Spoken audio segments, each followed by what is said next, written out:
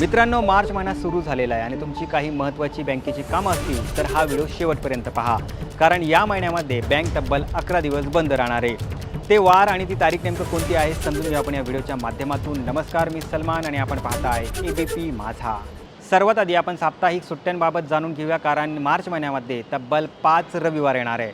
1, 8, 15, 22 आणि 29 मार्च रोजी बँकांना सुट्टी असणार आहे. तसेच 14 मार्चला दुसरा शनिवार आणि 28 मार्चला चौथा शनिवार असल्याने बँका बंद राहतील. आता वळूया सणांच्या सुट्ट्यांकडे, कारण या महिन्यामध्ये सणांची मोठ्या प्रमाणात रेलचेल आहे. 3 मार्चला धुलीवंदन म्हणजेच होळीनिमित्त महाराष्ट्रभरात बँका बंद राहणार आहे. यासोबत 19 मार्चला गुढीपाडवा आहे, त्यानिमित्ताने बँकांना सुट्टी देण्यात आली आहे. यासोबत 21 मार्चला रमजान ईदनिमित्त बँकांचे कामकाज बंद राहतील.